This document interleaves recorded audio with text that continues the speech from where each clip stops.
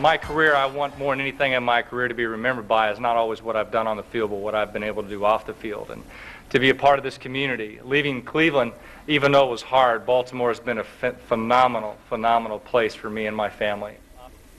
19 years in the National Football League, 13 seasons with the Ravens. Yesterday, Mr. Automatic, Matt Stover, decided it was time to walk away from the game. And while he didn't play those last 2 years here in Baltimore, he's still considered a Raven for life, and he's going to be heading into the Ravens Ring of Honor come in next season. And it is a real thrill this morning as we are welcomed by Matt Stover here in studio talking about a variety of things, not so much what happened in the past, what's going to be going on in the future. How is retirement, sir? I'll tell you, it's been fun. I took a complete year off this past year to get the family in line, to make sure that priorities were where they were supposed to be.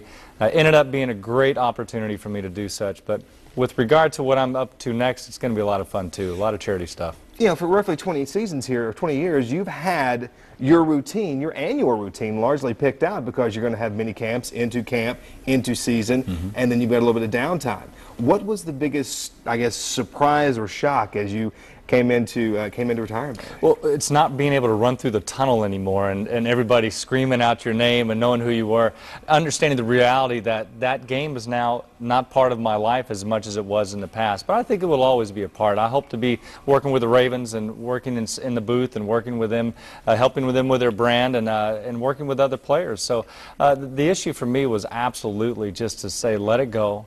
Give myself a year and separate myself. But when you play 20 years, it makes it real easy not to have to look back and say, man, I wish I could have played longer. I played plenty long. Validation. Yeah, it was.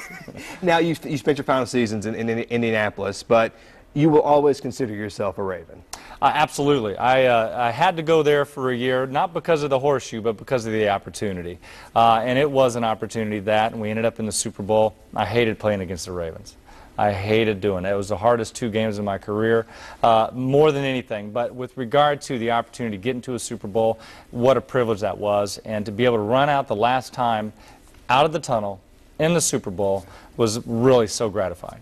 All right. Now, what have you been up to? You got a lot of things going on. You've got a lot of charities you're involved with, a lot of community organizations, but you also got some business ventures as well. Sure. So you've got a full plate. It is a full plate. In fact, my wife was concerned that I would do it earlier than a year, and about February of this year, really things started getting going. I do run a company called Athlete Transitions. Athlete Transitions is a company that helps professional athletes transition out of their sport.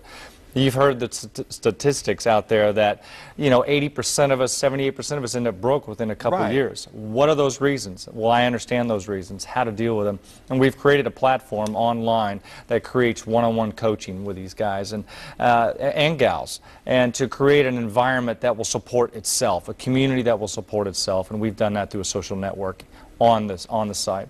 To that, talking about what you're doing with these athletes and helping these men transition out of their sports, I'm sure a lot of these guys are your friends. I mean, you're watching these guys deal with this struggle that maybe you, maybe a different foundation, a little bit different grounding, were able to transition out of more easily.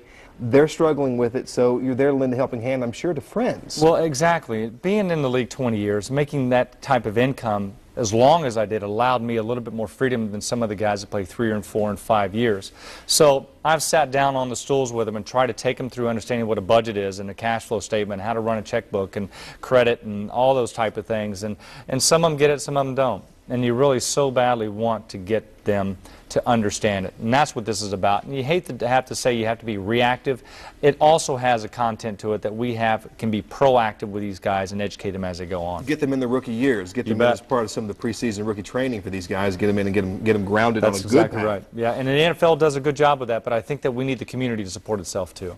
You got time for a quick question from a viewer? You bet. All right, this is from Facebook. This is Tony Blair saying, have you ever given thought to working with a local high school team? Absolutely. In fact, what I do is I host a kicking camp at McDonough, and I invite the high school coaches to come in. And the reason is because the high school coaches need to know how to deal with a kicker. Most of them don't know how to deal with kickers. I mean, we're not athletes, man. I mean, we're athletes, but we're not football players. Okay. What is it about the stigma with kickers? You guys we don't get such hit. a bad rap. I don't even wear a mouthpiece. I mean, my helmet's from Toys R Us, my shoulder pads from 1985.